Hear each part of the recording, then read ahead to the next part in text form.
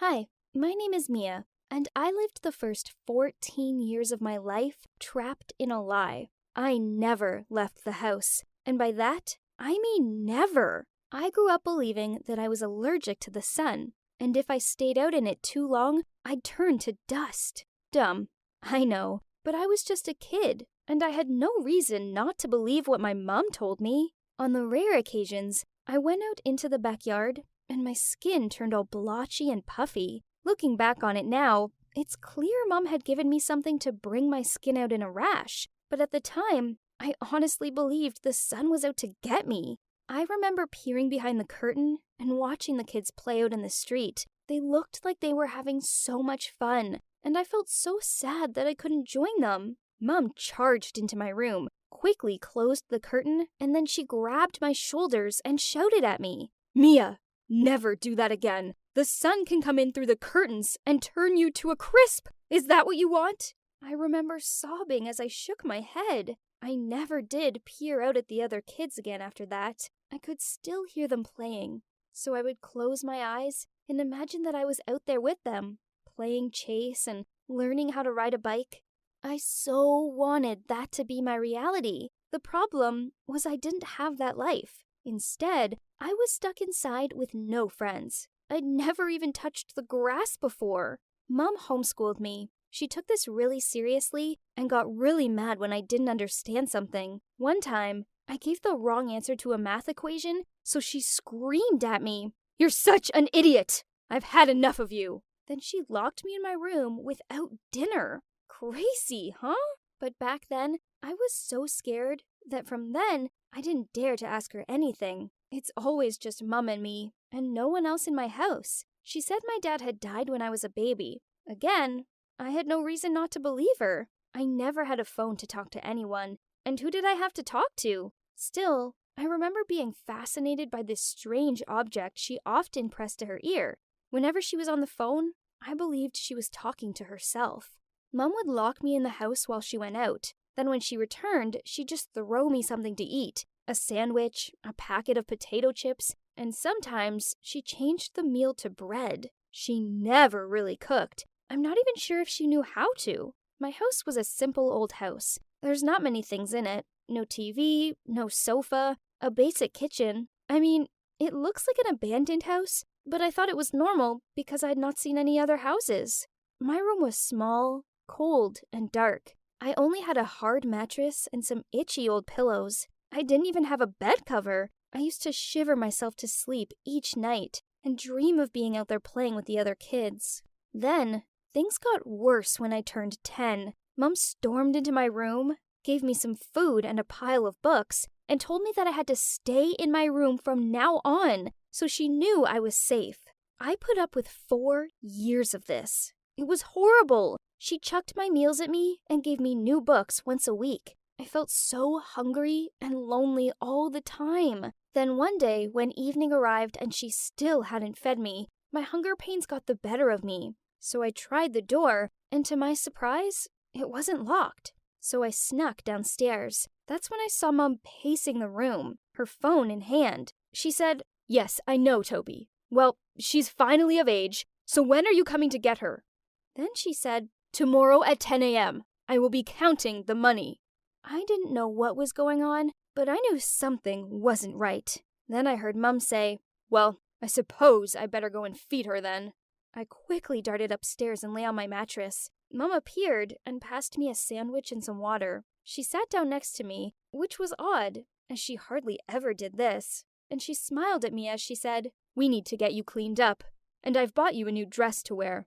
"Why, Mom?" I asked her. Her smile faded into a scowl, and she kicked my mattress. "Why do you always have to be so insolent?" I didn't want to upset her further, so I didn't ask her anything else. Then the next day, Mom made me put the new dress on and let me out of my room. Then there was a knock at the door, and Mom brought this strange man in.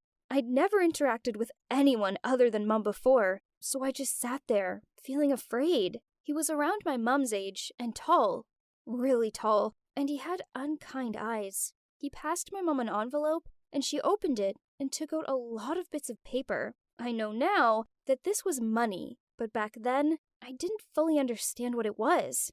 Mom counted it out, then nodded at him and said, "She's all yours." "Right. You're coming with me, sweetie." He walked towards me. What? I stared at him, open-mouthed. "Mia, you're going to live with this man now." Mom said it like it was no big deal. "That's what happens when you turn 14. You have to leave." "But Mom, why? I don't know him. I won't go." Then she slapped me and shouted out loud, "Go with him. I'm done with you." That's when I realized that I couldn't live with this woman anymore. I ran out of the front door. Surely turning to dust was better than living with any of them. Only, as the sun touched my skin, it didn't burn. That's when I knew Mom had been lying to me all this time. So I started running without knowing where I was going. I could hear Mom and that Toby guy chasing and shouting after me, but I just kept on running. Every little sound freaked me out, as I didn't understand this world and the people in it. The next thing I remember is some woman shaking me and saying, "Sweetie, are you okay?" I was so afraid at first and curled up into a ball, but then she told me she wasn't going to hurt me, she just wanted to help me. She had kind eyes, not like Mom or that man, so I told her what had happened. She looked completely shocked, but she rang the police.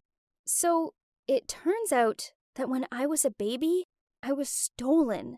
My mom isn't really my mom at all. She was some messed up woman who took me out of my pushchair and made some awful deal with that Toby man that he could buy me off her when I was 14. She didn't know my real parents. She just saw a chance to grab me, and she took it. It's horrible to think that she robbed me of a normal life, but I try not to dwell on this thought too much. I can't change the past. Then eventually, something amazing happened. My real parents were found. It was so emotional seeing them for the first time. They hugged me and we all just cried. They told me how they'd never stopped looking for me. And guess what? I found out I have a little sister called Izzy. I love hanging out with her and watching her play. She's the best. It's been hard. There's so much I've had to learn, such as how to interact with people and even how to eat with a knife and fork. My real parents have been so kind and patient with me. Now, at the age of 19, I have some sort of normal life. I still find many things confusing, and I struggle being around large crowds. I had to get used to sleeping on a bed, and I find computers the most confusing thing ever. But I managed to function in the big, wide world. As for my fake mom and Toby, well, they were both sentenced for their involvement in my kidnap, and are now in jail for a very long time. I have a chance at leading a normal life in the normal world, and even though what happened to me was horrible, I'm not going to let those cruel people ruin my life. I finally have a loving family, and I know that with their care and support, I can get through anything.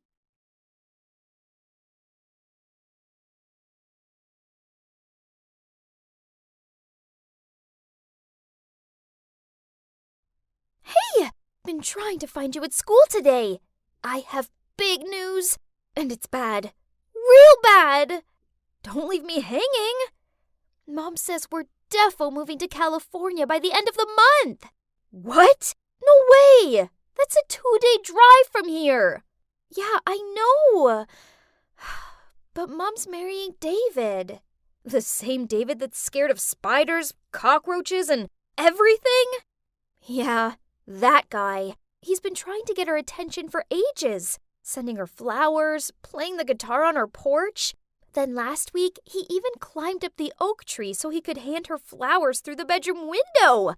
Okay, that's kind of creepy. Ew. Tell me about it. But you know, the worst part is, I have to transfer to another school. No. Lisa couldn't move away. Who would I sit with at lunch? Who would I watch corny movies with? Ugh, we've been besties for years. We couldn't just be separated like this. No one would ever understand me like she did. We were like two halves of a whole. Her dad had passed away, so she only had her mom, while I only had my dad. And yep, that's my amazing dad. It's been just me and him for the past 10 years. I still remember that afternoon when my mom took her suitcase and left with another man. After that, me and Dad moved back here to our hometown, New Hampshire. It's only when I got a little older that I found out Mom and her lover scammed Dad out of everything. So Dad's been working his butt off to open his own repair garage to provide for us both ever since. It isn't fair. My dad's a hero, and he deserves to be with a better woman. Hold on. Yes, he deserves a better one. And who wouldn't be better than Lisa's mom? I needed to tell Lisa about my plan right now, so I immediately ran to my room and phoned her. Girl, I have the most genius plan ever to keep you and your mom here with me. Please, I'm all ears. Anything. I really don't want to move to Cali. Okay, listen. Let's set your mom up with my dad. He's a good guy, and that means we'll be sisters. We both squealed excitedly. Lisa always wanted to have a dad. A nice one, not that David creep. Ugh! I could see the envy in her eyes when I spoke about the funny pranks I played on my dad. Well, in contrast, my heart ached whenever she told me about the girly pamper days she had with her mom. Okay, first, research is important. We spent all night looking up their horoscopes, name astrology calculator, and even physiognomy. Whoa, they're a 98% match!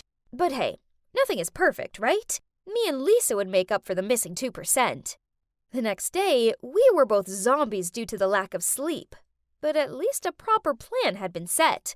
I told Lisa to tell her mom, Mary, to come around on Saturday for my birthday. Yeah, it's not actually my birthday, but she's a presenter for a big news channel, so she's super busy. We needed to make up some special occasion so she couldn't say no. Then I told my dad to prepare his signature dish to welcome my special guests. There's no way Mary could resist. That day, I was helping Dad with the ingredients when I heard the doorbell. I opened the door to see Lisa standing there with a pink frosted birthday cake. And by her side was her mom. Happy birthday, sweetie. This one's for you. Oh, something smells good. And so familiar. She continued. Hello? Mary? Jack? Why are you here? For Erin's birthday. And you? I'm her father. And FYI, today isn't her birthday.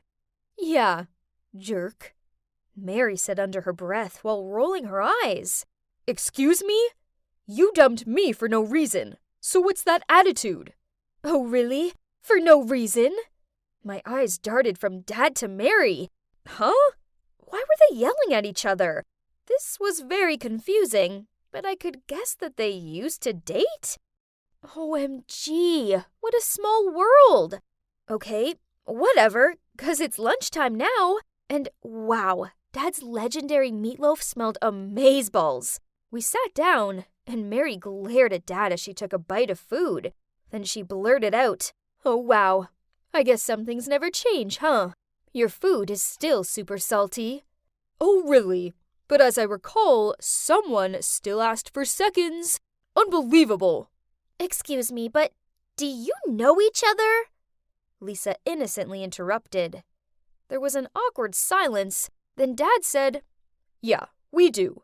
But this is the first time I've seen Mary since we broke up, right after I visited her studio for the first time. Mary looked flustered as she replied, Lisa, you shouldn't have tricked me into coming here. Finish your food, then we're leaving. On hearing this, Dad ordered Lisa and me up to my room so he could talk to Mary in private. Only we hid behind the couch and listened in.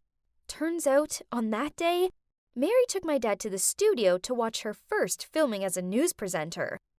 After that, she'd passed by the waiting room and overheard Dad talking to someone. I clearly heard that person ask you how I looked, and you said I was still the same old Mary. Do you have any idea that I spent 2 hours in makeup and was excited to show you? Dad tried to chime in, but Mary wouldn't give him a sec. Worse still, later you even told them you were over the moon I wouldn't be your girlfriend for much longer. Thus, to intercept that, I had to break up with you first. Oh my. So my dad was a playboy or something? Lisa and I swapped confused looks, then continued watching the show. My dad was dumbfounded, and then he said in a helpless voice, "Oh, Mary, things were not like that. I said that you look the same because you're always as beautiful as the day I met you. And about the other thing..." "Yeah?" I prepared a ring to propose to you, so you'd no longer be my girlfriend, but my wife." "What?" So they broke up because of an absurd misunderstanding and lost contact since then. Jeez, I thought adults were meant to know what they were doing. It sure didn't seem like it at times. Mary gave Dad an awkward smile, and they said that they could be friends. Then she told him about David and how she was marrying him on the 22nd of December.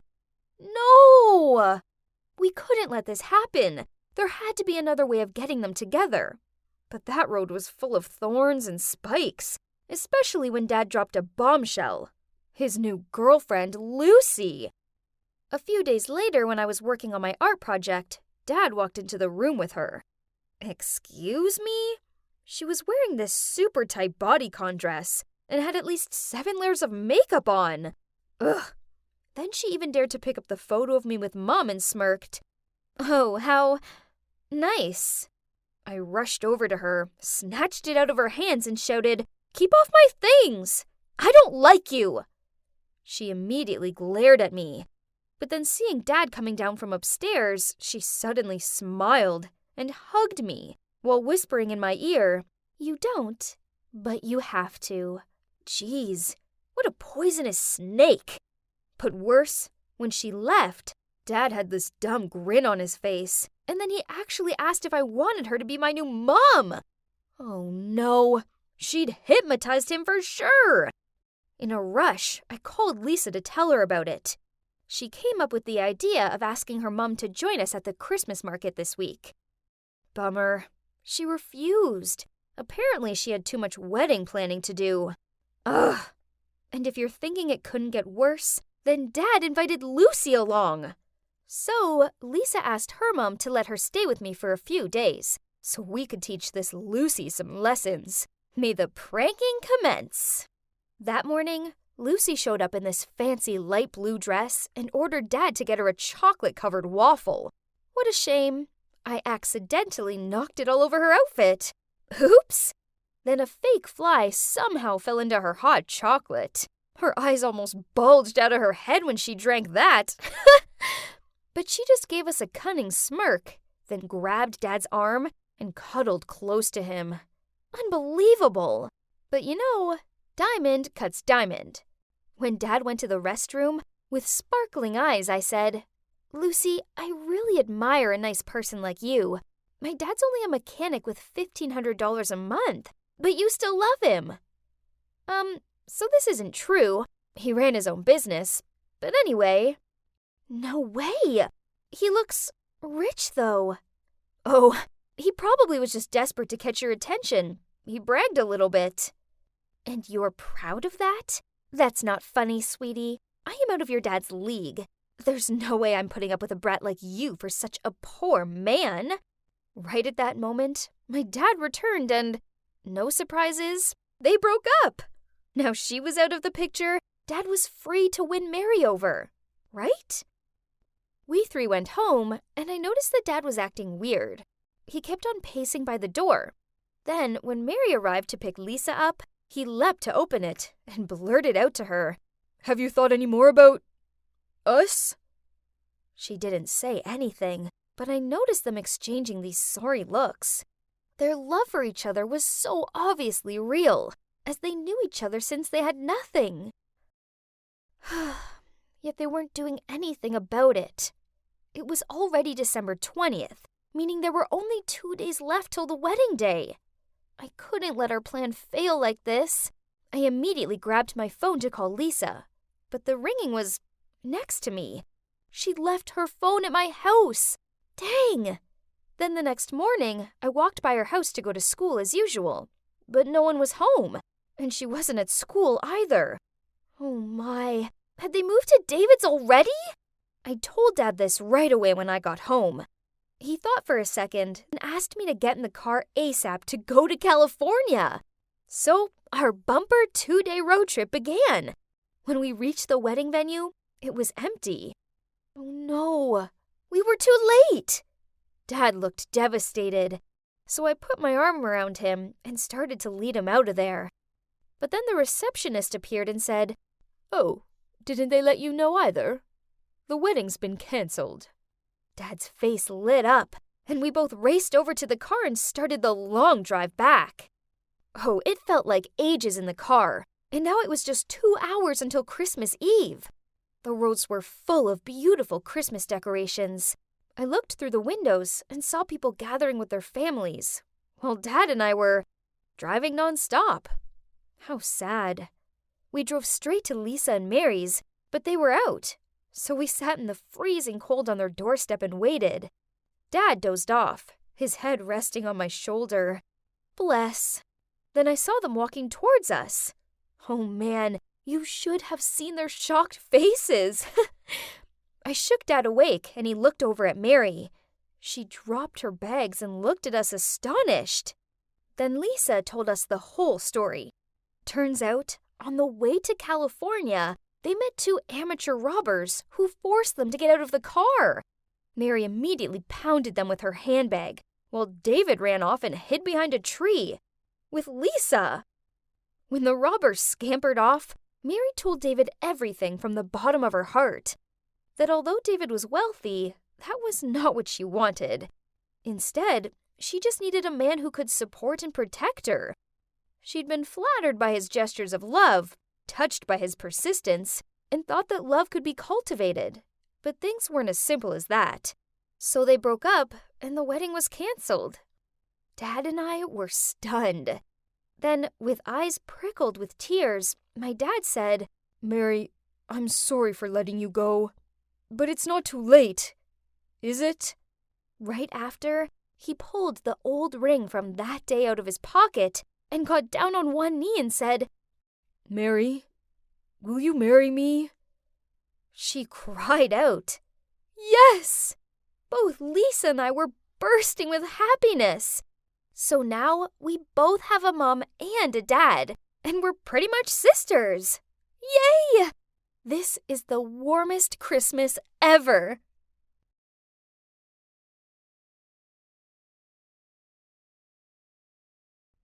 My phone beeped with a new message. "Emma, I've got something to do nearby, so let's meet there. See ya." It was from Tony, my childhood friend from the orphanage back in Missouri. Yep, that's right. I ended up in an orphanage after my mom passed away when I was only 4 years old. But things were even worse for Tony and him. They'd been left outside the orphanage door without anyone even knowing who their parents were. And now here I am, on my way to visit his grave, as today's his death anniversary. Time flies. I can hardly believe it's been 10 years already. I picked up some flowers, then drove to the cemetery. Tony was already there waiting for me. I smiled and waved, but my heart felt heavy. Back when we were 14, we'd been joined at the hip, Tony, Thomas, and me. I had a secret crush on Thomas, but I never got the chance to tell him. It had all happened so fast on that day. We were just kids, young and dumb. We'd snuck out to go play by the riverbank. One minute we were splashing each other in the river. The next moment, Thomas was being carried away in the current. I tried to save him, but Tony pulled me back to shore. Even thinking about it now, I still couldn't help but burst into tears. "Don't cry, Em. I'll always be here for you." And I knew he would be. Deep down, I knew Tony always had feelings for me. But I didn't feel the same way. After that, Tony drove me home. Seeing my exhausted look, he said before I went inside, "Get a good night's sleep, Em. Remember, we've got that interview tomorrow." Gosh, I almost forgot. Tony probably thought I was the worst employee ever. And yes, you can guess it. Tony is my boss. After years in the orphanage, he was adopted by a super smart family that had inspired him to strive to become someone important. and he'd eventually built a food startup. Anyway, the following morning, despite still feeling worn out, I had no choice but to put on a brave face to go to work, as I had a marketing team to lead. But as I walked into the lobby, a guy bumped into me. He helped me up and frantically apologized, explaining he was in a rush. I looked up and was about to nag him, but wait, why does he look so familiar? In fact, he looked exactly like... It's you! I stammered, but I couldn't even finish my sentences because he'd rushed into the lift and the doors had closed. I must have been seeing things. Honestly, throughout the whole interview, I could barely concentrate. Could there be two people looking that similar on this earth? I was lost in thought when the next applicant came in, and it was him! Both Tony and I stared in shock. He was the spitting image of Thomas. But he couldn't be. I mean, Thomas had died years ago. We both were too stunned to say anything until his voice broke the silence. Hi, I'm Dustin, and I'm here to interview for the marketing position. I looked at Tony, and he looked just as confused as I did. But yeah, it wasn't Thomas. This guy was from Illinois and had never even been to Missouri. Okay, so here's Thomas's doppelganger. Fair enough. The interview went well, and even though he was a bit arrogant, he knew what he was doing, so we hired him. When I left the room, surprisingly, Dustin was still waiting for me outside. He offered to treat me to lunch as an apology for earlier. I agreed, as I was desperate to ask him more questions. During lunch, I kept mentioning the orphanage, some of Thomas's hobbies and things he hated, but Dustin didn't even bat an eyelid. I was disappointed, because I really hoped Dustin would actually be Thomas. That night, I barely slept. I couldn't stop thinking about Dustin. It's ridiculous, but I still had a strong feeling that he really was my childhood sweetheart. Suddenly, I got a message from Tony. Saw you hanging out with Dustin. Wake up, Em. He's not Thomas. Ugh, I didn't need to hear that. The next day, I couldn't take my eyes off of Dustin. At lunch, I watched as he put honey on his watermelon, and I almost freaked out. That was exactly what Thomas used to do. Oh my, I blurted out. I then told Tony what I just saw as soon as he sat down, but he just laughed and said, Honestly, tons of people do that. Do you really think that our Thomas could be that arrogant? Seeing that I was still unfazed, he continued. But if you still want to check, just give him a peach. Things can change, but allergies don't, right? OMG, Tony was a genius. He probably was just kidding, but I was super serious. So the next day, I bought Dustin a peach pie to welcome him to the team. But to my surprise, he ate it up with pleasure and seemed totally fine. Okay, clearly I needed to let this go. He wasn't Thomas. End of. But if only things were that simple. And even though I knew Dustin wasn't Thomas, I still felt attracted to him. He was smart and sweet, and so much fun to be around. Eventually, we started hanging out and became very close. We didn't actually make anything official, but we were low-key dating already. However, it was impossible to hide things from Tony. One time, our company went on a team bonding weekend, and we'd arranged a tennis competition. We had to pair up, so obviously I would go with Dustin, but as we're about to go sign up, then Tony came to ask me to be his partner too. My God, it was so awkward. Then Tony said in a very sulky tone, Okay, how about we have a little competition? The winner gets to pair up with Emma. And so they had a swimming race. That's so embarrassing. I knew Dustin couldn't swim, so I started to panic, but he got in the pool anyway. Obviously, Tony won, but who cares? He was acting like a child. I rushed over to help Dustin, who was left coughing and choking on the water, and at that moment, I realized that I was falling for him so much. But since then, there were rumors in the company that Dustin was only flirting with me to get promoted. One morning, we were walking through the lobby together when two girls started whispering about us. So Dustin took my hand and went straight to the girls saying, I love Emma. What's wrong with that? Tell me. Go on. At that exact moment, Tony appeared and asked if he could have a word with Dustin in his office. I was so nervous. Now everyone knew we were in some weird triangle, and I didn't like it one bit. Then one of my colleagues overheard Tony telling Dustin that if he didn't leave me alone, he'd be fired. I couldn't believe it. I went to find Tony right away, and before I could even confront him, he said, Yes, it's true. I asked those girls to start the rumors, and I also asked that jerk to give up on you. It was me. I did it all. I just don't get it, Em. Why have I ever been good enough for you? Tony, wait. It's been 10 years. Why couldn't you give me a chance? Why can't you let Thomas go? Some guy who looks like him walks up and you totally forget about me? He's a loser compared to Thomas. Don't you dare call him a loser, I said. See? In the end, you still care about him only, not me. Tony shouted, then stormed off. I hated to be in this situation. On the one hand, I truly liked Dustin, but Tony was not only my lifesaver, but also my best friend, who'd stuck by my side through all the highs and lows. What a dilemma. In the end, I decided to have a little space from Dustin, just until things cooled down. Maybe then the rumors would stop and people would quit being so negative about him. But that wasn't to be so. You see, our new product that hadn't even been released yet suddenly appeared on the website of our direct competitor. Someone must have leaked the confidential file. But who? An investigation was opened and all of our computers were checked. You won't believe it, but the IT team had been able to recover a deleted email that had been sent to our rivals from Dustin's outbox.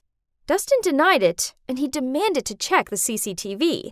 That's how we caught Mike, one of our senior employees, at Dustin's computer sneakily doing something. And to think, he'd put the blame on Dustin. After the truth came out, I went over to Dustin, but he seemed mad as he said, You think I'm a jerk too, don't you? That's why you've been giving me the cold shoulder. I told him I never believed he'd done it. Then I took his hand. I'm so sorry. It's just that I've been through some stuff. Then we hugged. Oh my, I'd missed him so much. But the drama didn't end there. The info leaked had caused our company huge losses. We had thousands of meetings, and the stress was unreal. Feeling so deflated, I went up to the rooftop to get some air. Suddenly, I heard Dustin's voice somewhere. He was on the phone with someone talking about some plan to steal our company's products. No way! Without even thinking, I charged over and snatched his phone away to see that he was talking to Mike? Oh my God! Had they been accomplices from the beginning? I was so angry, but actually more disappointed. So I asked him to resign and stay away from my sight. I know I should have exposed him to the whole company instead of letting him go that easy, but I guess my heart couldn't bear to do that. I felt so bad, especially towards Tony, the best friend who's always by my side, while I was busy chasing after a jerk. I lost contact with Dustin after that, and I barely had time to think about it because our company was on the brink of bankruptcy. But one day, I got a call from him, followed by a message saying, Please don't ignore me. I've got something important to tell you. So we met up the next day at a coffee shop, and as soon as I saw him, I said, Look, Dustin, I've had enough of your lies. Please just get to the point. Then he replied, Emma, I admit that I only came to work for your company to steal your ideas. But seeing you and Tony after all these years, and falling for you all over again, well, that wasn't part of my plan. I was confused. After all these years? What are you talking about? Then he showed me his wrist, and he was wearing a friendship bracelet. Remember this? You gave it to me on my birthday 10 years ago. OMG. What was going on? I couldn't believe my eyes. I'd given this to Thomas. But then why? But the peach, I continued. He just laughed and said, I overheard you guys plan, so I made sure to take allergy meds just before. Then he went on to explain that he was Thomas, and that he'd been lucky enough to be saved that day on the river. There was a family who were out in the river searching for their drowned son, but instead of finding him, they found Thomas, and so they kindly adopted him and changed his name to their son's, Dustin. This was insane. Here was Thomas right in front of me, after all these years. And guess what? His adoptive father is the director of our rival company, and so he'd asked Dustin, or should I say Thomas, to come and infiltrate our company. Thomas kept apologizing for it, saying how much it had tormented him and that he just missed me and had to tell me the truth. My head was spinning. This was all too much. I needed a moment to think it all through, but in the end, we decided that he could help our company by uploading a post to expose the truth. Obviously, as soon as Tony heard about it all, he was furious. He was mostly mad at me because I'd covered for Thomas. He'd even stopped talking to me for a while. But putting that aside, after Thomas's post, things got better for our company. We were able to launch new products as scheduled, and he even contributed some capital to help with our new project. Now our companies are still rivals, but at least it's now a fair competition.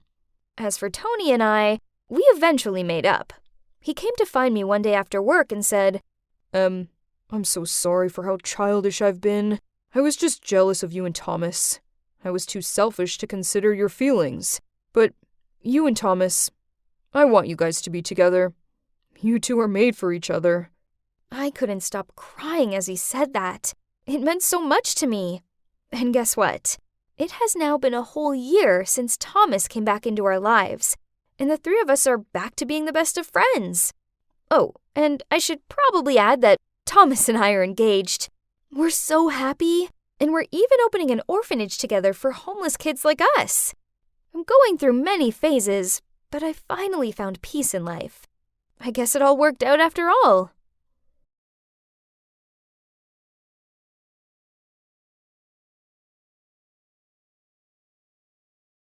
It was just a normal day, a day like any other, and I was jamming to my favorite song as I walked home when suddenly, "May I have your autograph, please? Oh, you're even more handsome in real life. Marry me!" OMG, how annoying. Don't they have anything better to do? So I took a deep breath and then blurted out, "Oh, I'm starving. This weather really got me craving for some tacos. If only..." Predictably, without letting me finish the sentence, they rushed off, and 5 minutes later, the girls returned with enough tacos to feed me for the whole week. I grabbed one, chewed on it with my mouth open, then wiped my mouth, and burped so loud, they gave me disgusted looks and quickly left. And indeed, my Twitter feed that evening, and it didn't disappoint. I saw lots of posts from fans saying I was rude, greedy, and ungrateful. These dumb fans should stop fantasizing about their idols, really. Okay, enough internet for today. Now, I have to review the script for tomorrow's performance. I'm passionate about magic and participate in all the big-name shows in this city and beyond. Every day involves vigorous research into new tricks. Clearly, it's paid off. Hi, I'm Ashton, and my latest magic show was hugely successful. But alas, this isn't me. This is me. And that guy's Jasper, my identical twin brother. And that cute girl is Miranda. She's our schoolmate, but also our assistant. She's the real wind of change to our shows, as well as being the most adorable girl I've ever seen. But I've never had the courage to tell her that. We did a great job today, especially you, Ashton. The script was incredible, and the audience adored it.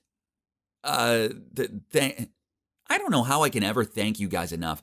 I've learned so much, and I'm having lots of fun working with you both. This was my opportunity to tell Miranda how I feel. I opened my mouth to speak, but then a smiling Jasper came up alongside her, touched her shoulder, and said, "And you too, sweetie.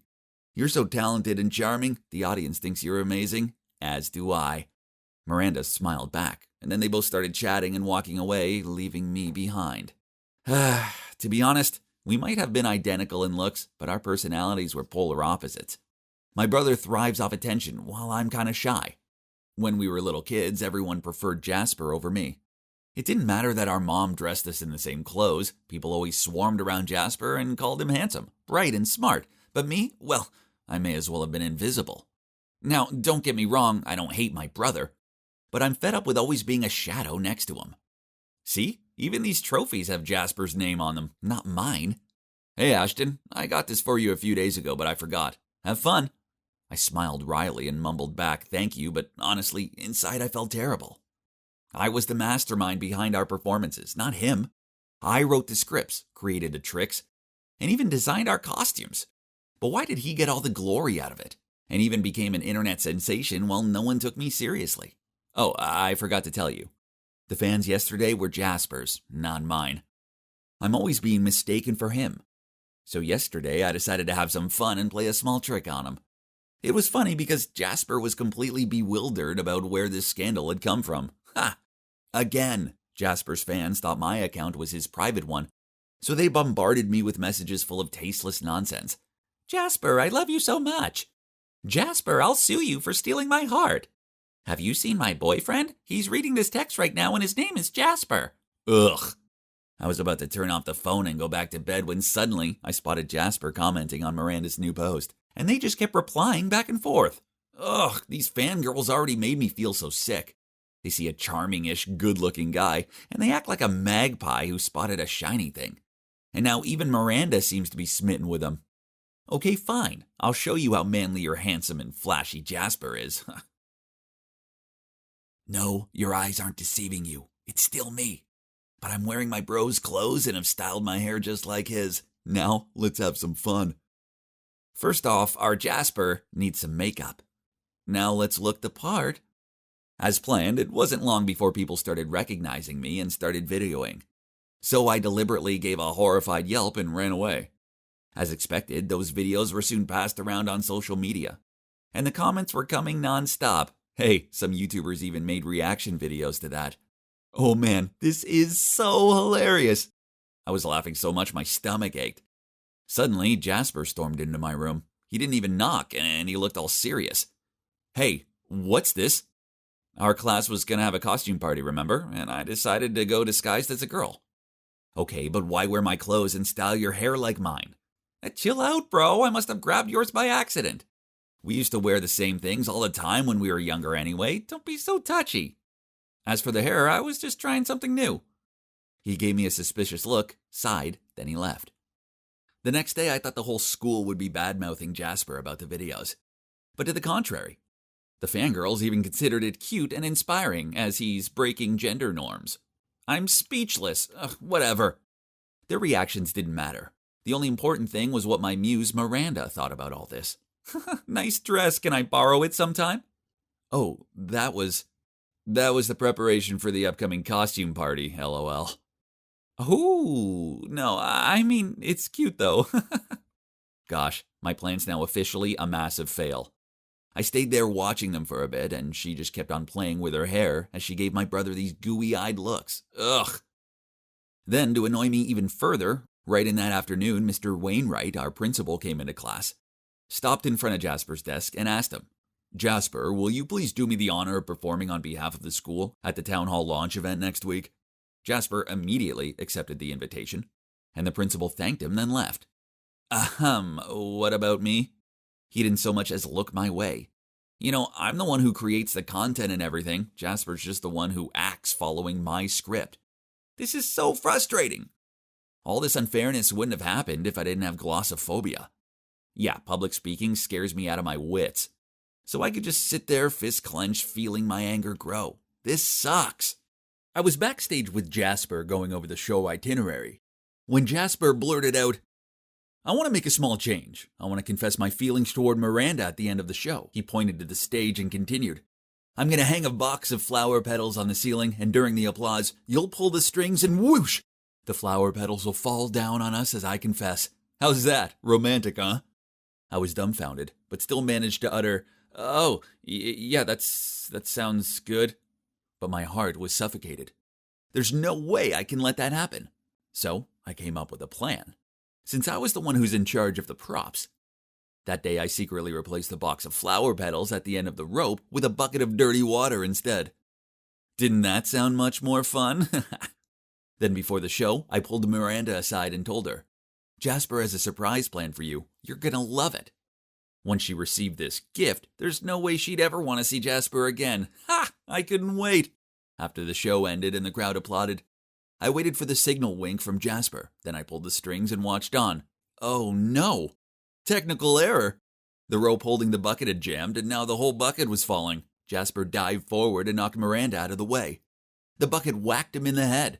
He collapsed, and stinky, muddy water went everywhere. The whole venue was in an uproar. Oh my God, what on earth did I just do? Ah! I held my head and shouted. But wait, why was it so dark? Hey, this is my room, isn't it? I felt so cold, drenched in sweat and shivering. Reached my phone to look at the calendar. I had to pinch myself while my heart was still pounding. Turns out D-Day is yet to come. It's tomorrow. So I was just dreaming? I hadn't really harmed my brother, had I? I rushed into Jasper's room to check. Phew! He was lying there playing on his phone. I felt so bad just because of childish jealousy. I'd almost harmed my own brother. I thought for a moment and then walked over to him to confess everything. Jasper, I'm sorry, but I have to say this. All the scandals recently were done by me, deliberately. The tacos incident and the Walmart one, too. He looked up from his phone and sighed. Why would you do that? Because I like Miranda, too. Huh? Really? I didn't know that. Why didn't you tell me? I was even going to ruin our performance tomorrow. Okay, just scold me or hit me, anything. I deserve it. Jasper clenched his fist and held it up in front of me. I closed my eyes and was ready to take it. But then, to my surprise, he patted me on the shoulder and said calmly, I'm angry. No, furious. But honestly, I'm more disappointed. We're brothers. We're family, you remember. But I'll take the blame too. I suppose I do milk the fame a bit too much sometimes. I know you're the one who comes up with all the killer content, and I suppose I shouldn't have been so open with my feelings towards Miranda. I should have stopped to consider yours. After talking for a while, we finally agreed that after the performance tomorrow, we would text Miranda to confess how we feel toward her. And whoever she accepted, it would be God's will. The performance was outstanding, and we even got to take photos with the mayor and shake his hand. But the most thrilling moment was this. When we got home, Jasper and I sat next to each other and texted Miranda to confess our love. The message popped up on our phones one after another. So, who will win in this game of love? I held my breath and opened the message. Ashton, I feel the same, but please keep it a secret from Jasper. I don't want him to feel awkward. X. I was about to shout out with joy when I saw Jasper looking smug. We looked at each other in bewilderment, and then held the two phones side by side to compare. Oh my gosh. Miranda texted me and Jasper the same message. She just switched our names around. Gosh. So she planned to love us both in secret? All this time, and my so-called muse actually was just some sneaky little snake. Dang. And to think I almost lost my brother over her. She's really not worth it. We were stunned, then we both burst out laughing. And you can guess what we did after, right, of course. We said bye-bye to Miranda and found a new assistant. Hopefully we both won't get hurt feelings for this one. Ha! It's true that I used to be sick of being my bro's sidekick, but it's different now. I understand that even though we look the same, we each have our own personalities. That's why there are different things in life that might be suitable for him, but not for me and vice versa. And you know what? I'm proud of that. Besides, I'm working hard to overcome my shyness and put my face in the light. People are finally getting to know me, and though I'm still the guy behind the scenes, I also have a huge fan base now.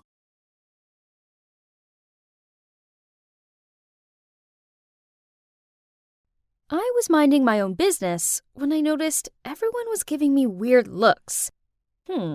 What's wrong? I turned the corner and saw Cynthia and her followers blocking my locker. Oh, great. There she is, the girl that's into old men. Aw, is it because you don't have an actual dad, so you found yourself a sugar daddy instead? OMG, what is she talking about? Everyone was gawping at me, and her friends burst out laughing. Panicked, I turned around and ran to the restroom. Those girls are so vile. How can they have taken such a simple situation and manipulated it? I locked myself in the cubicle and didn't dare come out. A knock at the door caused me to flinch, but then I heard a familiar voice. Nicole? It's me, Olivia. Are you okay? I opened the door and saw my friend standing there, looking at me with concern. She hugged me, then led me out into the hallway where Miss Barnes was waiting for me. The rumors had reached her, and she wanted to talk to me about it. Sweetie, I want to help you, but you need to tell me everything. I had nothing to hide, so straight away, I told her everything about Sean, who's my karate teacher. We became friends since we shared the love for guitars, killer karate moves, and old-school punk rock bands. When I finished, she said, "To be honest, I find it a bit peculiar that a man his age is choosing to spend so much time with a young girl. I think it's best I have a little chat with this Sean. So please, can you give him a call and invite him over?" Sean came straight over, and as he chatted to Mrs. Barnes in her office, I nervously waited outside with Olivia. I'm just a girl without a dad. Sean is kind, and he treats me like his own daughter. What Cynthia said is cruel and untrue. Don't worry, no one believes Cynthia. They all know what she's like. A few moments later, Sean stepped out of the office. He scratched his head as he told me to say goodbye to Miss Barnes and Olivia, as he was driving me home. In the car, I asked, "What did you say to Miss Barnes that made her agree to let me go with you?" I said that the child would be around your age. Huh? What did he mean by that? Then he continued, "Nicole, I have a long-lost child. I've been desperate to see them and be in their life, but it didn't work out like that.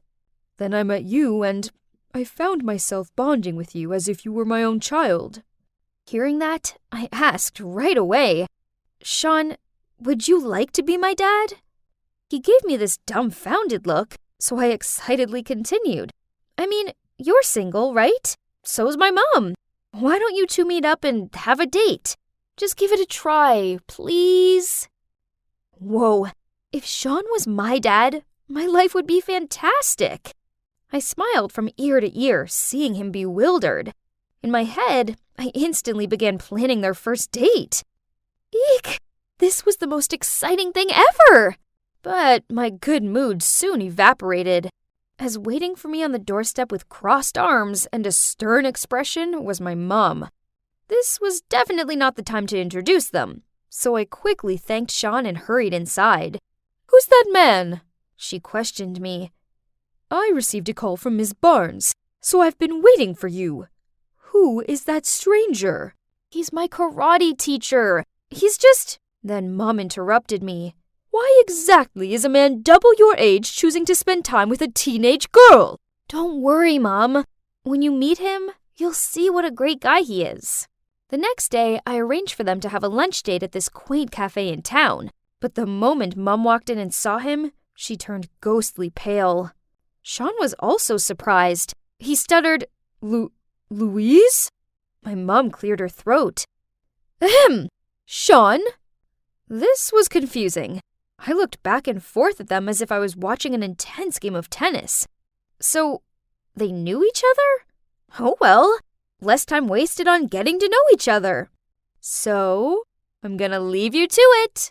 I waved at them, then hurried out of there and sat on a bench nearby. But it hadn't even been 5 minutes when Mom stormed over. "Let's go!" and dragged me away. "I forbid you from seeing that man again!" What was happening? I was freaking out as I followed her. "Mom, slow down! At least explain why!" I shouted, but she bundled me into the car, then drove off, red-faced and silent. Through the car window, I saw Sean run outside of the cafe and stare at me with a saddened look on his face. "Mom, you know him?" I asked. She said, "That's none of your business. You just have to know that you are not allowed to see him ever again." "Why?"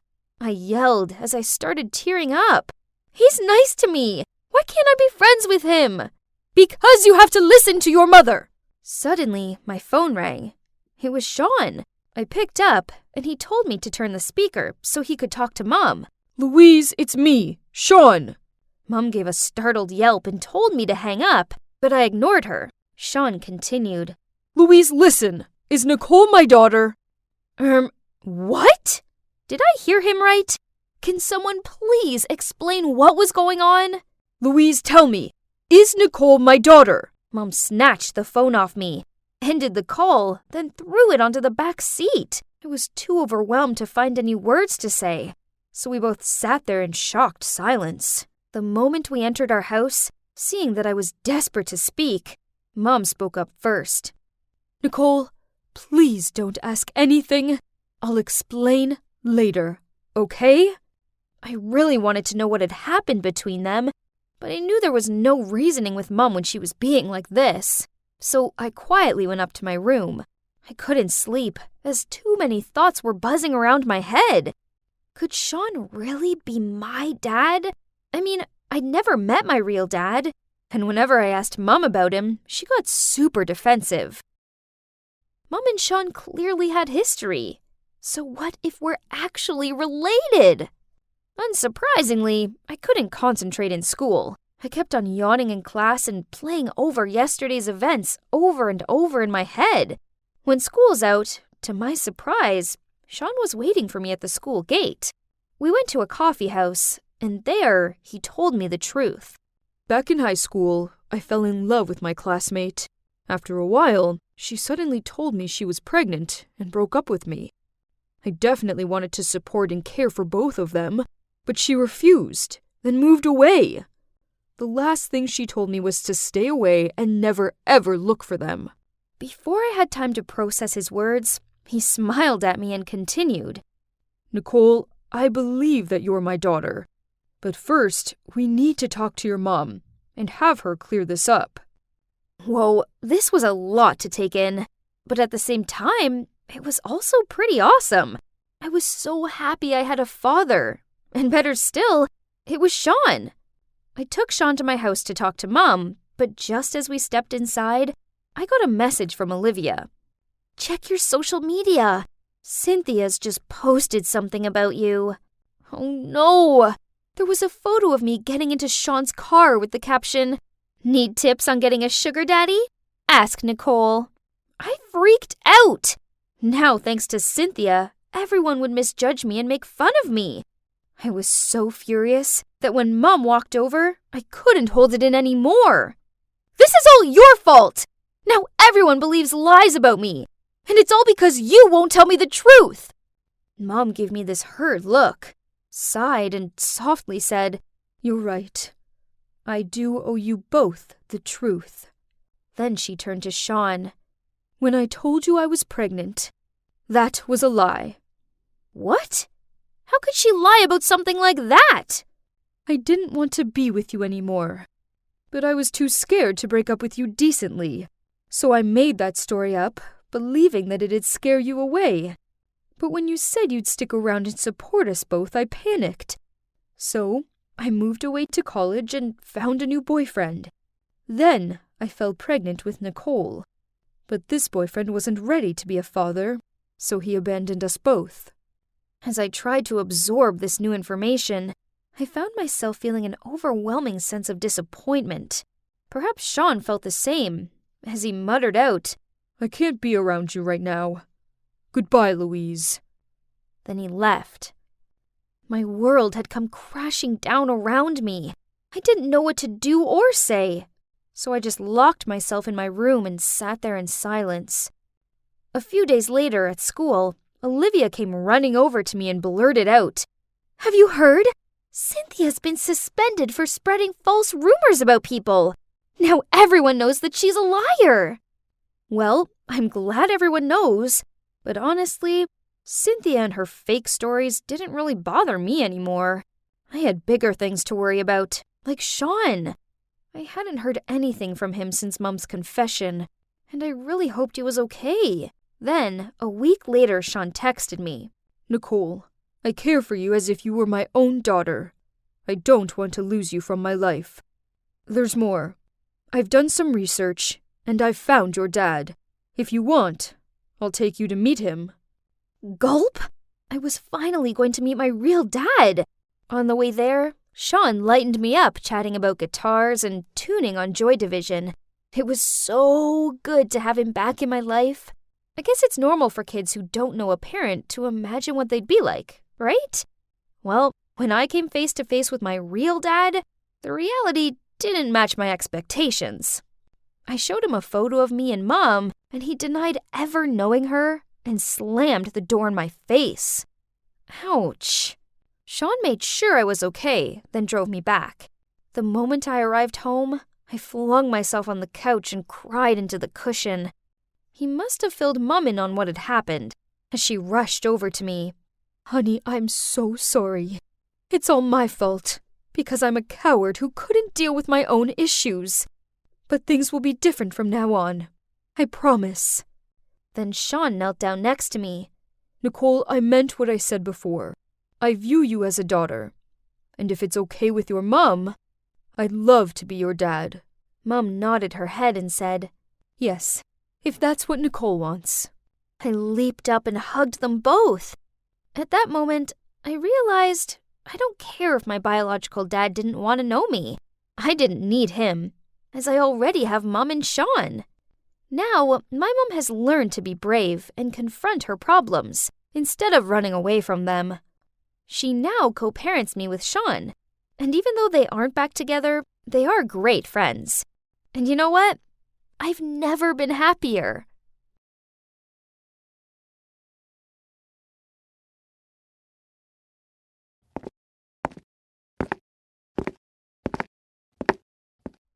Holy baloney!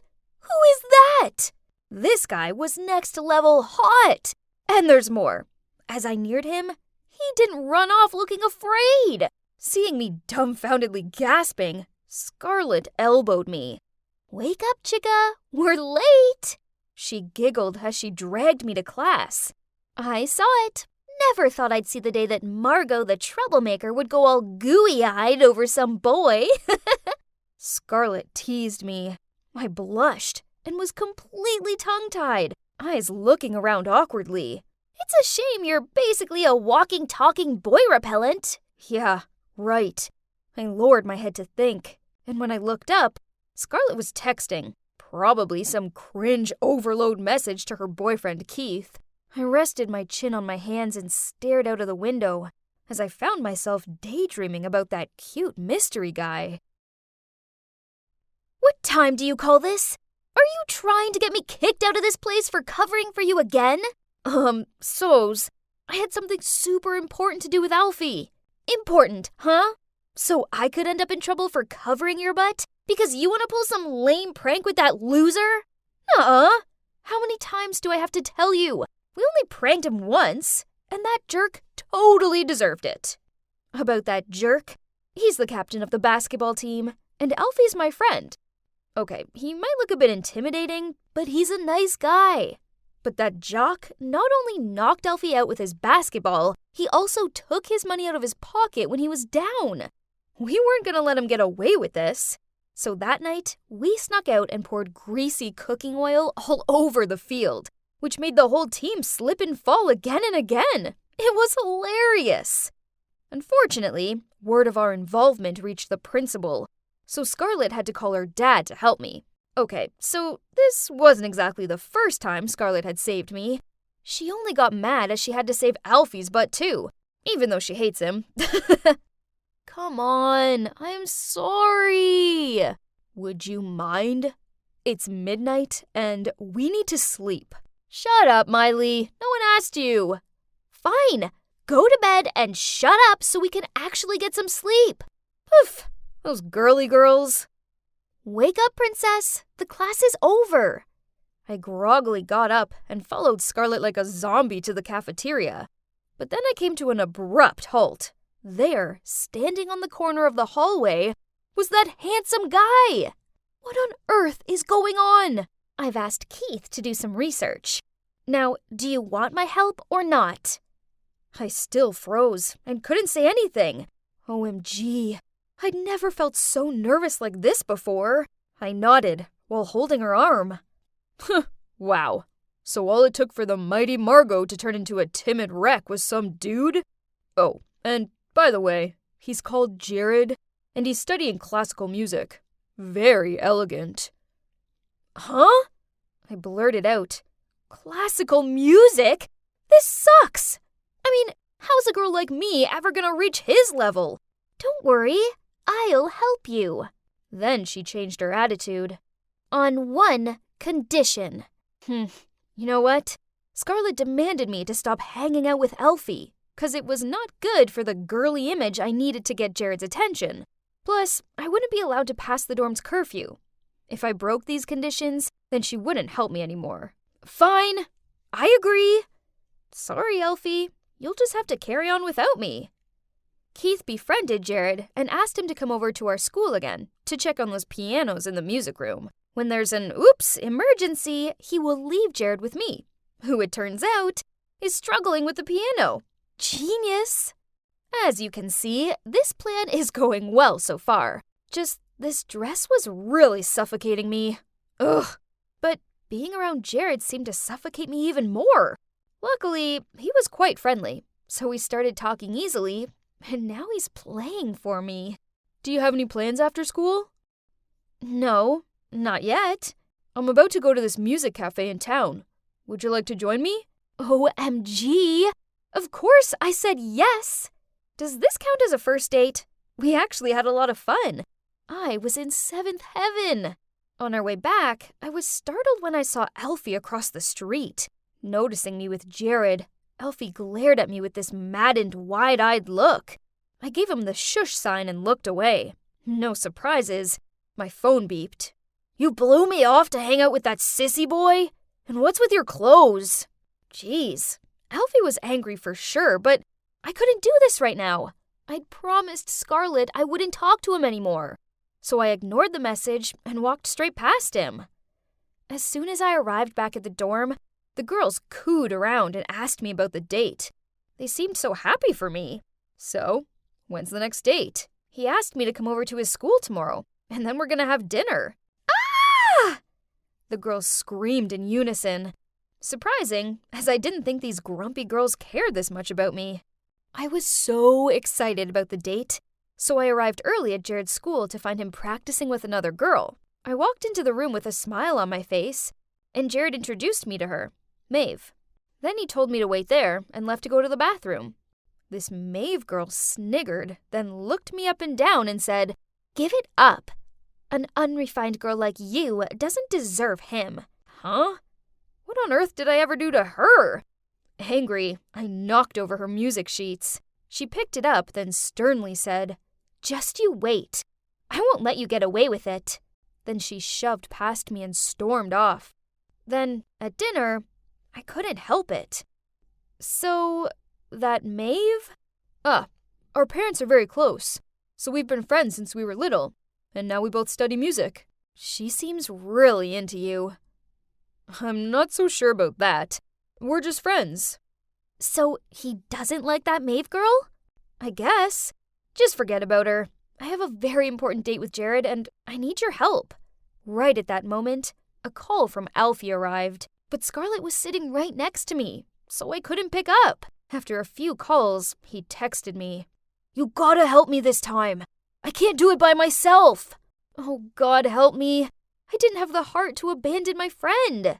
So, I decided to sneak out and go see Alfie. Okay, so it's not what you think. Those times I was late weren't because we were up to no good. We've been fixing up this abandoned house for these homeless kids instead.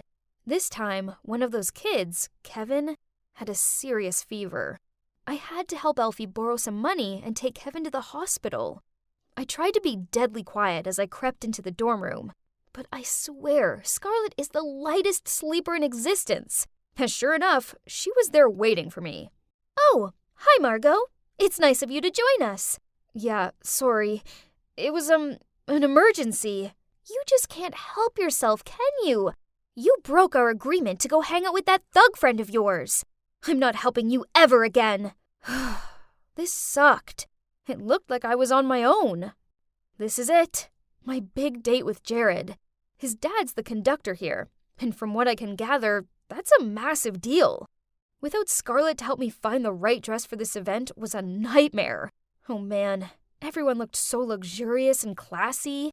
I felt like a sore thumb. This obviously wasn't the world I belonged to.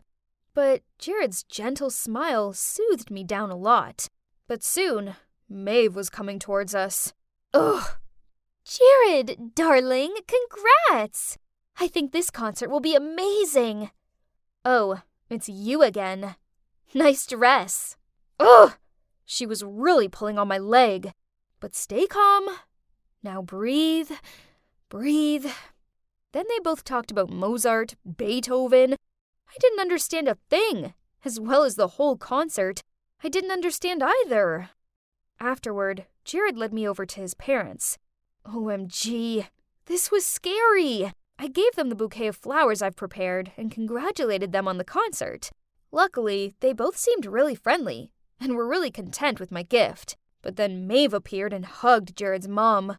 Jared, it's lovely to be around such polite girls. Smirking, Maeve replied, I wouldn't be so sure about that. Margot here likes hiding her true personality.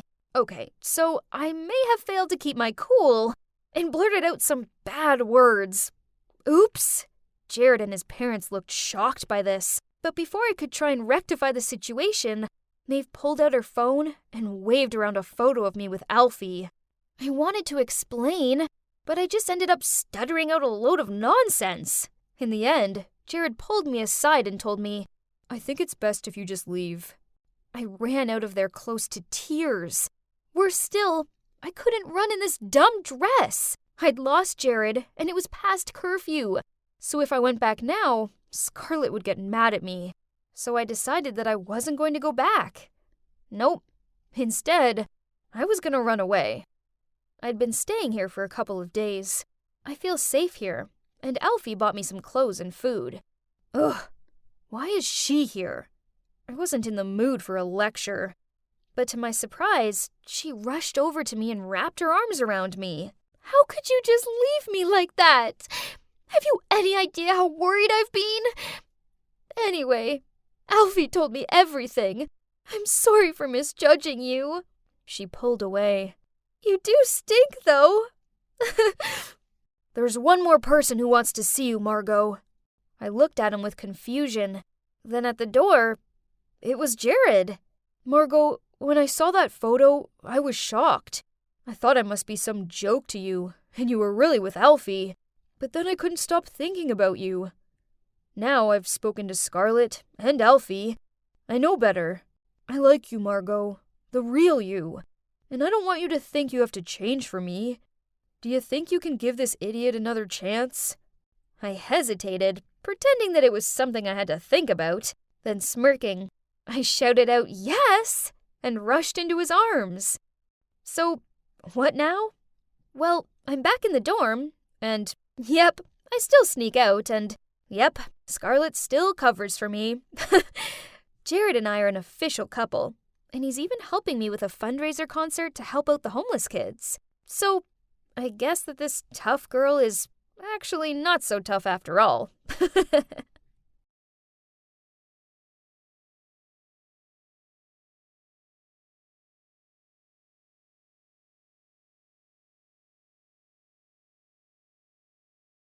Emma, your teacher, Mrs. Holm, called again. She said your grades are appalling and you don't pay attention in class. Why can't you be more like your sister? Yawn. Not this speech again. It's been like this ever since I started elementary school. In my mom's eyes, only my sister, Evelyn, inherited our dad's intelligence, while I'm just the senseless member of the family. Ugh, as if. She's only good with useless books. Bet she doesn't know anything practical, like how Dad's Ethernet company works and such. But whatever, I don't care. I'm full, I announced as I got up and went to my little headquarters, the garage. I was busy working on my own personal project, so I didn't have time to give a hoot about who my mom's favorite child is. Oh, you must be wondering what I'm working on. Well, this device broadcasts Wi-Fi. Sounds familiar, right? But my device is able to broadcast across the entire city. Not only that, the connection is stronger and much more stable than the Wi-Fi people use at home. And it's more convenient without all the cables and stuff.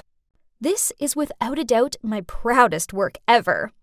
And what a coincidence that a few days earlier at school, Mrs. Holm announced that for the first time, the school was organizing an invention contest.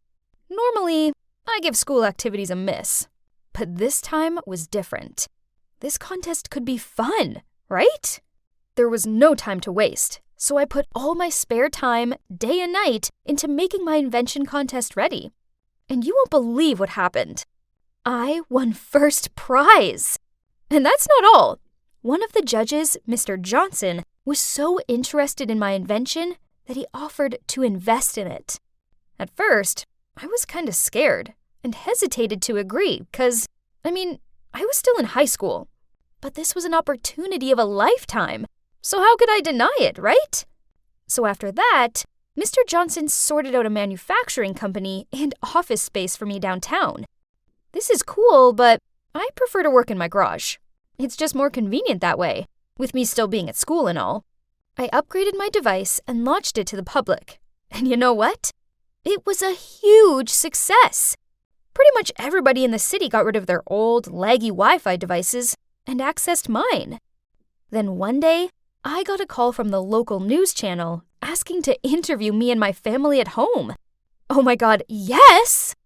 Oh, there's just one snag. I hadn't told my family about it yet because, I don't know. Maybe I just know there's no way they'd believe me? Like the time I got an A in my physics exam, and my mom instantly asked if I cheated. But, well, whatever. This is much bigger than that. So I quickly ran downstairs to the living room and excitedly told my family that the invention benefiting the town was mine. But Mum and Evelyn burst out laughing. So you're telling me that this Wi-Fi, which is broadcasting across the entire city, is your invention? Yeah, Mum, it's mine. Then Mum and Evelyn laughed even louder. Honey, it's bad enough you're failing at school. Please don't start lying. Ugh, forget about it. Why did I even try? Then, the morning after, when the doorbell rang, my mom opened it and saw a reporter and a cameraman. She couldn't believe her eyes. Mum and Evelyn exchanged panicked looks, then rushed upstairs to prepare. It was so hilarious. The hysterics continued as they interviewed my parents. I watched my nervous, sweaty dad stand there like an awkward statue, while Mum began bragging about me like, as soon as Emma was born, I knew she was a genius like her dad. I always encourage her to pursue her dreams. Jeez, and the Oscar goes to my mum. I didn't know she could act that well. To be honest, since I could remember, Mum never said anything nice about me. Ever. But now that she knew I was the mastermind behind the town's Wi-Fi, she would probably treat me differently, right? Wrong. Then one night I came downstairs for a glass of milk and overheard Mum and Dad talking in the living room. Emma is such a selfish child.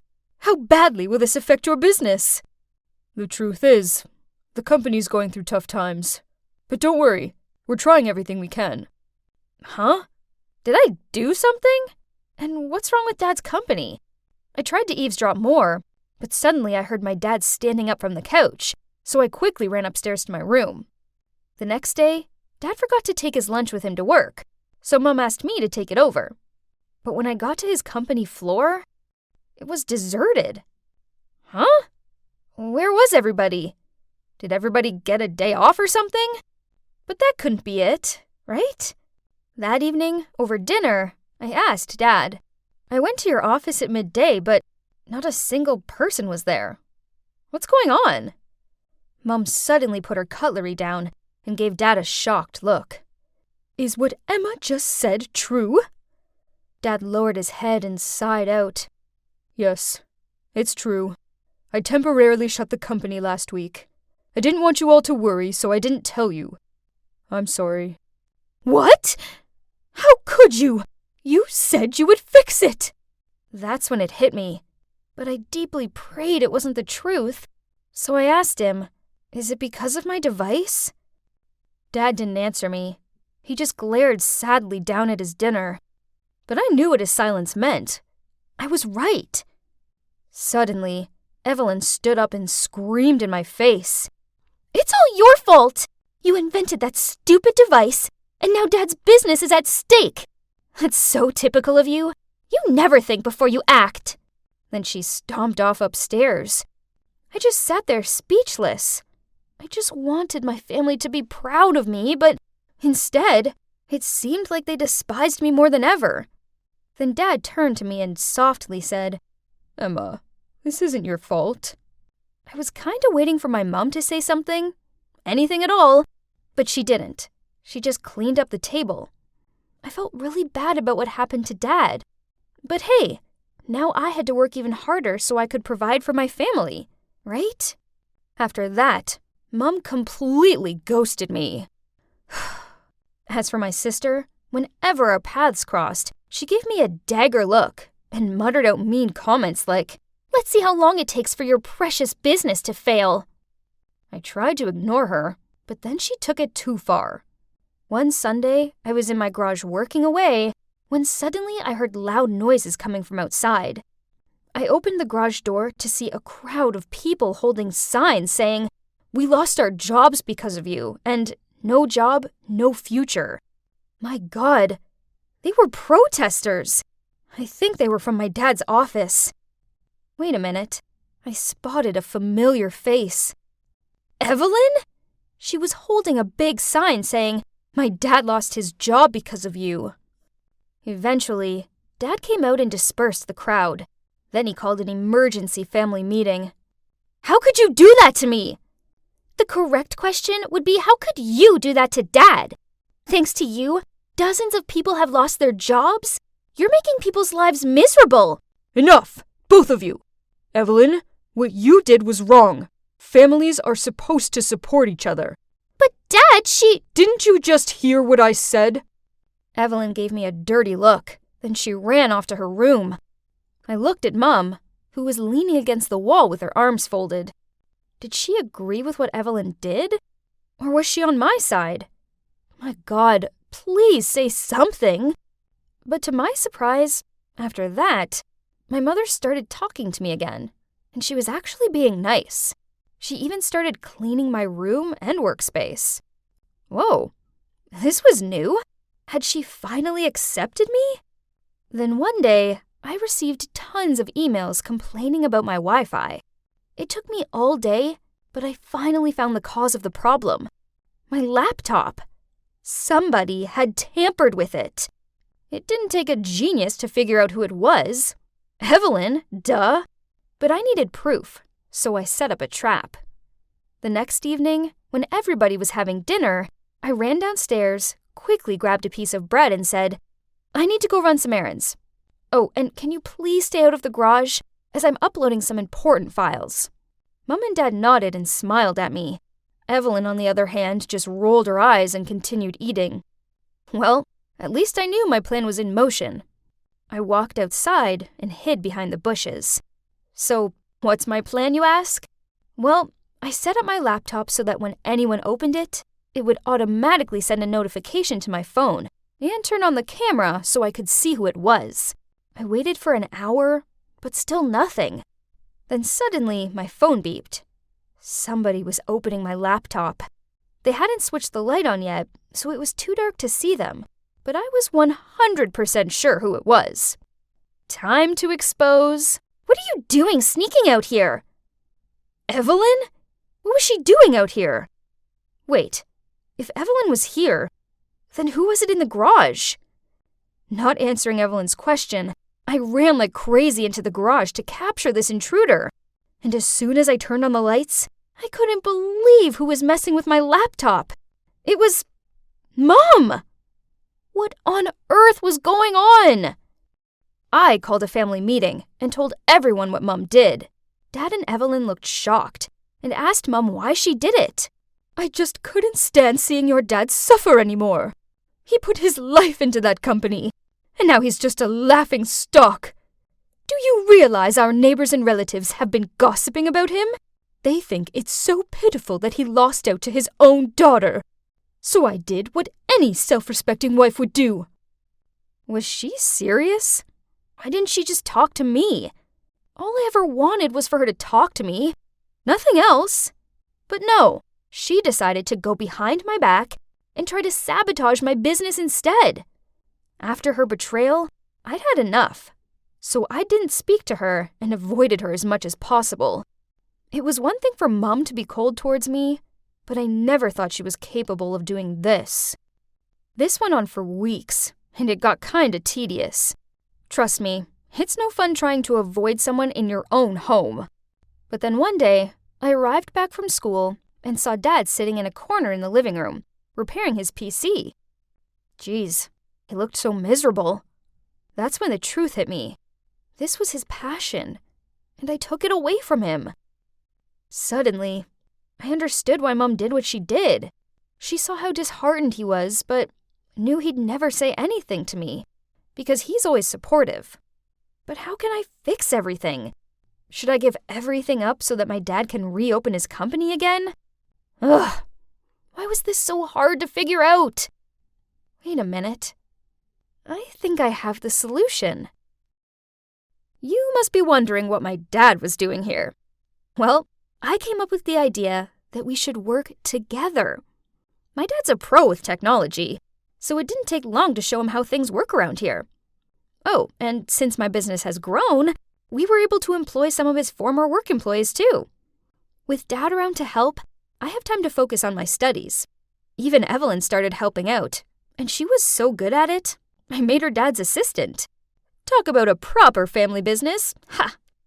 As for Mom, we had a really long talk. I finally told her how awful her attitude towards me made me feel, and she apologized for everything she had done. I eventually forgave her. I knew she did that just because she loves Dad very much. So, after all that drama, we're now just one big happy family. This was like a dream come true. That gorgeous man in front of me is Ethan, my crush since I was just 14. Back then, Ethan was my dad's business partner. So he'd often come over to our house for dinner. For years, I adored him in secret. But now, at 19, I could finally be honest about my feelings. So, when I ran into him by chance in the grocery store, I felt like it was meant to be. He invited me for a drink in the cafe nearby, and we instantly hit it off. We started dating, and now we're an official couple. There's just one thing that worries me. Ethan is recently divorced and has a 10-year-old daughter, Clarice, who he has full-time. While daydreaming, I couldn't hide away from the thought of being someone's stepmom. Oh my, I didn't want to become a mom yet. Don't worry, Clarice is a cute kid. I just know you two will get along. Clarice gave me a devious smile the moment she saw me. Another fish got hooked. Huh? Hey, that's not the right manner. Apologize, now! Ethan immediately said. Clarice let out a loud, ugh, then reluctantly apologized. Great! When has it ever been easy to be friends with a naughty 10-year-old girl? I understand this better than most, as I have a little sister. She's either giving me a headache or crazing at me for candy, and I could tell that Clarice was gonna be no different. One day, Ethan called me in a panic, saying he had an urgent business trip. They informed me at the very last minute. I didn't have time to find a babysitter. Can you help me take care of Clarice for a few days? What? I've only just met the girl, and now I have to mind her for a few days? I still didn't know what to say when Ethan continued. I'll make it up to you after this. And then, the next thing I knew, Clarice was at my front door. Oh gosh, somebody help me! Well, you know those girls that age, like my little sister? I kept pouring out while Mike just smiled and slightly shook his head. I have to make her like me to win over Ethan. So, lovely Mike, can you please come hang out with us? Seriously? Please? Aren't you good with the ladies? Fine. You know I can't say no to you. I took Clarice to a theme park. She frowned the moment she saw Mike. Who's this? I don't like strangers. I smiled and said, This is Mike. He's really cool and I don't care. Cindy? What kind of situation did you drag me into? Man, I had to ask myself that question. This wasn't what I envisioned it to be. The outing turned into a competition between them. Clarice challenged Mike to play game after game with her until she won. In the end, they played with the water guns, and I knew for sure Mike let her win. But as soon as he let go of his water gun, Clarice squirted water all over him, leaving him completely drenched. Oops. What on earth is this? That's the price for the loser. Okay, Cindy, that's enough. Have fun. And he stormed off. Oh no! What have I done to him? I stood there dumbfounded, staring at Clarice. Okay, so it was kind of funny, but I couldn't laugh at my poor friend. I want ice cream. Clarice grinned, then skipped away. Ice cream. A girl after my own heart. On the way home, we talked so much about her fave show, The Babysitter's Club, and how Stacy is her favorite character. Maybe the day wasn't so bad after all. A few days later, Ethan returned, and I was really excited to see him. Thank you so much for taking care of Clarice. Meanwhile, I noticed Clarice was slowly backing out, with an awkward look on her face. I thought she'd be as happy as me to see him, but it didn't seem that way. Darling, are you okay? Are you sick? I'm okay. I need to go to my room. After that, at dinner, the question, "Are you sick?" was raised no less than 10 times, and it made me feel sick too. I said I'm not sick, and I don't want to see a doctor. Ethan, I think Clarice is fine, so maybe stop asking her. Hearing that, Ethan seemed uncomfortable and turned away. Weird. What was wrong with them? Maybe this was just something they did. Whatever it is, I wasn't enjoying this heavy atmosphere. The next day after lunch, Clarice was helping me clean the table while Ethan was packing to go on his next trip. She insisted on washing the dishes while I said goodbye to Ethan. We were hugging in the doorway when suddenly I heard a loud scream coming from the kitchen. Ethan and I both rushed in there and saw Clarice crying as she gripped her hand. Ethan frantically asked, "What happened?" while I quickly searched for a first aid kit. I was washing the dishes, but I accidentally cut my hand. Cindy, I'm sorry. I wasn't being careful. Please don't punish me. What? What was she talking about? Ethan seemed to have the same question as me. Cindy always makes me do the chores. She told me if I do them badly, I can't have dinner. Huh? Why was she saying things that weren't true? Turning pale with shock, I muttered out, "No, that's not true. I don't want to stay here. Dad, let me go home." Clarice interrupted me as she was crying harder. I'm so sorry, but I have to go now. I don't even know if you're lying or not. How can you say that to me? Clarice shouted. You monster! Then she ran upstairs. I stood there not knowing what to do. My brain couldn't process what just happened. Ethan looked at me and sighed. Why didn't he say anything? He didn't honestly think I was capable of doing that. Did he? I decided I needed to confront Clarice about this. So I went up to her room and calmly said, "Clarice, why did you say that?" You forced me to do all the chores. What? How can you lie like that? I never do such a thing. Oh, but are people gonna believe you or a poor little girl? Oh my God.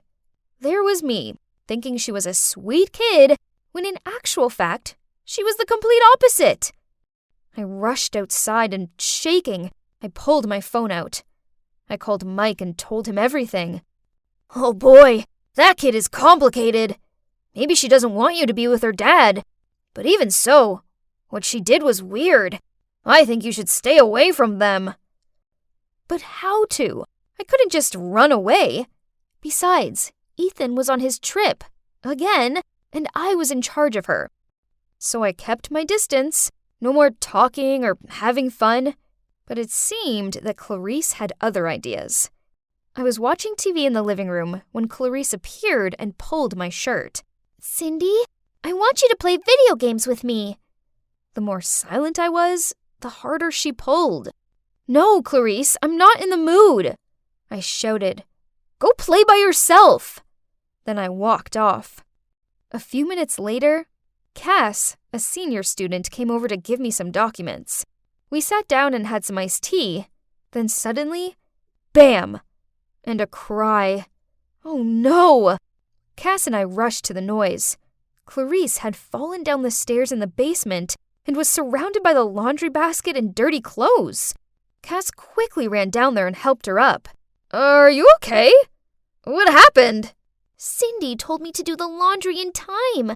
The basket was so full, so I slipped. No, no, no! I screamed inside my head when Cass gave me a concerned look. Cass, please, I'll explain later. Can you please leave? Why? I screamed at Clarice's face the moment Cass left. If you don't play with me, you'll be a child abuser. You'll have to go to jail. Ugh, this is driving me crazy. Just a few days ago, she wanted her dad to take her away from here, and now she's blackmailing me for not playing with her? Right at that moment, Ethan called. Hi, Cindy. I just want to check on you two. Is Clarice sick or anything? Ugh, what on earth is this? Am I crazy? Or are these two actually weird? OMG. I need Mike. Now. Please, take me away from here, I said as I opened the door for Mike. Stop! Clarice shouted. You two can't go anywhere. Oh, now you're telling me what not to do? If you go, I'll tell the whole world how badly you've been treating me. You'll both go to jail. So that's your scam? Her smirk disappeared. She turned pale and stuttered. No, it was my dad's. Your dad's scam? Clarice looked flustered as she realized what she had just blurted out. Then she quickly covered it up. Nothing! Mike sat down and looked at her with stern eyes. I stood there, waiting for the answer. My daddy made me! Eventually, Clarice confessed. Turns out, Ethan was a professional scammer who scams young, wealthy girls into giving him money. Worse, he dragged his daughter into his scheme. The plan went like this. He used his handsome looks to flirt with the girls, then Clarice's cuteness to get the girls' empathy. After that, he would go on some last-minute business trip and ask them to take care of Clarice. Meanwhile, Clarice would pretend to be seriously sick. When Ethan arrived back, he would persuade the girls to hand over money for hospital fees, then he and Clarice would disappear out of their lives. At first he told me to do what he said and he'd get me a bike. What about the abusing lie you made up? I asked, still shocked. I made up that excuse so Dad would take me away. I really like you, so I don't want his plan to work. Then why did you continue to act up? Because Cindy was mad at me, and I wanted her to play with me, so I pulled that trick again. Tears streamed down my face. Unbelievable! I voluntarily stepped into his trap right at the beginning. He didn't even have to do much. I felt like such an idiot. After that, we exposed Ethan. Clarice helped us too. Turns out he's bankrupt, which is why his wife left him and why he's no longer my dad's business partner. Ethan was arrested, but Clarice's mom was out of the country, and she refused to return for her daughter. To be honest, I love Clarice, and I didn't want her to live in the orphanage. So I let her live at my place for a while before I told my parents everything. Obviously, my parents have more capacity and power to deal with this. It took a while for Clarice to get over her guilt and settle in, but now we get on better than ever. She's a sweet, cute girl who deserves far better than her parents have given her. Then one day, I came back home from college to find Clarice placing some roses on the dining table, which was already romantically set up with candles and steak. Cindy, you're back! How can you prepare a full dinner like this? Clarice didn't say anything. She just giggled and ran to her room. Someone hugged me from behind. Would you mind being my date tonight? It was Mike. Thinking about it, I guess my perfect man was right under my nose this entire time.